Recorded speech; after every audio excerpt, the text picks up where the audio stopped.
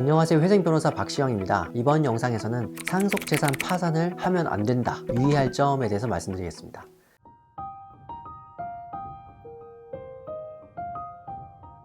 제가 이제 회생이나 파산을 하라고 권하는 입장이잖아요. 그런데 상속재산 파산을 하면 안 된다라고 대뜸 말씀드려서 의아하게 생각하실 수도 있을 것 같습니다. 그런데 파산이나 회생이 널리 알려지다 보니까 일반 회생이나 파산뿐만 아니라 상속재산 파산도 많이들 하라고 권하는 경우를 보고, 심지어 변호사가 그런 상담을 하고 진행을 했음에도 불구하고 잘못된 혹은 미숙한 안내로 인해서 손해를 보게 된 분들을 이제 알게 돼가지고 이 영상을 한번 찍어야지 하다가 오늘 이렇게 준비를 해봤습니다. 먼저 이제 상속재산 파산의 개념에 대해서 말씀드리면, 상속인이 있고 이제 상속인에게 재산을 물려주는 사람을 피상속인이라고 하는데, 피상속인이 채무를 더 많이 남기고 돌아가신 경우에 이제 상속인으로서 취할 수 있는 몇 가지 수단이 있는데, 그 중에 하나가 상속재산 파산입니다. 그러니까 상속인이 돌아가신 분의 파산을 대신해주는 개념입니다. 상속재산 파산이 생소하신 분도 많으실 겁니다. 보통은 이런 경우에 한정승인이나 상속 포기를 많이 하고, 그게 지금은 많이 알려져 있죠. 그런데 이게 많이 알려져 있는 이유는 그만큼 쉽고 간편하고 비용도 얼마 들지 않기 때문입니다.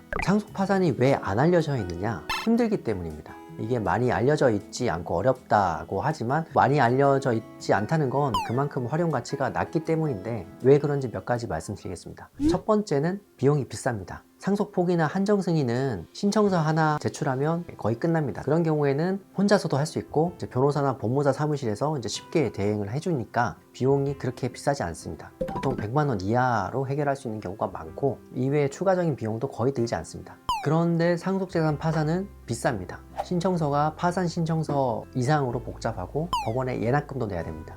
왜냐하면 파산 관제인이 선임되니까 보수인 예납금도 법원에 납부를 따로 해야 됩니다. 여기서 첫 번째 허들이 있었고요. 두 번째는 당사자의 노력이 많이 필요하다는 부분입니다. 한정 승인이나 상속 포기는 일방행위입니다. 이게 무슨 말이냐면 그냥 본인이 선언을 하고 마는 구조입니다. 그런데 상속 파산은 법원에 어떤 결정을 구해야 됩니다. 물론 이제 승인이나 포기도 법원에서 결정을 내주긴 하지만 상속 파산보다는 훨씬 간단합니다. 상속 파산 신청을 하면 법원에서 파산관제인을 선임을 하는데, 이 파산관제인은 채무자의 재산을 조사하는 사람입니다. 살아있는 채무자도 열심히 조사를 하는데, 이 경우는 채무자가 돌아가시고 없습니다. 상속인은 그 채무가 어디서 왔는지, 채권자가 누군지 알지 못하는데 그래도 관제인은 조사를 합니다. 상속재산 파산이 어려운 이유입니다. 그리고 제출해야 되는 서류도 수십 개가 넘습니다. 이렇게 어려운 일 투성인데, 그러면 상속재산 파산을 도대체 언제 하느냐? 대표적인 경우가 자산을 많이 남기고 돌아가신 경우입니다. 피상속인, 그러니까 돌아가신 분이 자산이 많으면 정리를 꼭 따로 해야 됩니다. 이런 경우에는 한정승인이란 게 신청서만 내고 결정만 받으면 되는 게 끝이 아니라 청산 업무를 별도로 해야 되거든요.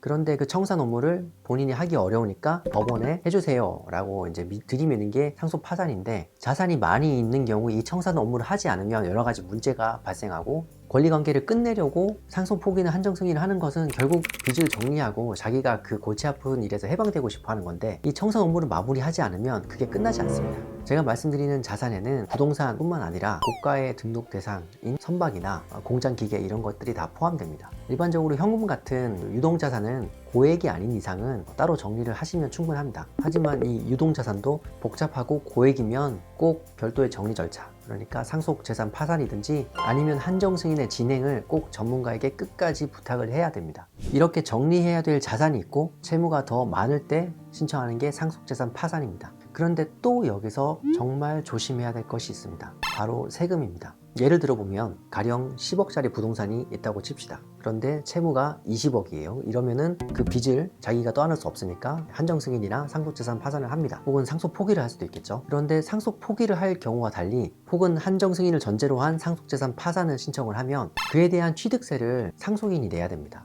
부동산이 10억이면 그 취득세가 3천만 원이 넘을 수 있습니다. 이 내용을 모르시는 전문가도 많아요. 그동안은 파산관제인이 이게 상속재산 처리에 들어가는 비용이라고 해서 그 부동산을 환가한 그 가액에서 먼저 처리를 해줬거든요. 그런데 이게 사실은 대법원 판례가 있었습니다. 2007년도에 나온 판례인데, 대법원에서는 이 상속재산을 취득하는 데 들어가는 취득세도 상속인이 내야 된다고 판시했어요. 그래서 최근 들어서 법원에서 관행에 제동을 걸고 대법원 판례가 하라는 대로 FM대로 처리하자라고 하고 있습니다. 그러다 보니 이 점을 잘 모르고 상속재산 파산 신청을 했다가 곤란한 경우가 계속 발생하고 있습니다. 상속인은 자기가 빚을 떠안지 않고 해방되려고 상속재산 파산을 비용과 시간을 들여서 신청을 했는데 세금을 몇 천만 원 이상을 내라고 하니까 보통 곤란한 게 아닙니다. 제 개인적인 생각은 이 대법원 판례는 상속재산 파산제도의 취지를 고려하면 꼭 변경이 되거나 아니면 법이 개정되어야 할 부분이라고 생각을 합니다만 어쨌든 지금으로선 그렇습니다. 아주 비슷하진 않지만 법인회생에서 최근에 회생 관련한 등기를 할 때 등록 면허세를 비과세한다는 개정안이 나온 적도 있거든요. 그래서 이런 부분도 관련자들이 지속적으로 의견을 개진하면 나중에 바뀌지 않을까라는 기대가 있습니다. 이렇게 자산 규모가 큰 경우에는 취득세를 내지 않으려면 어쩔 수 없이 상속 포기를 할 수밖에 없습니다. 그런데 상속 포기는 4순위 상속인까지 해야 되거든요.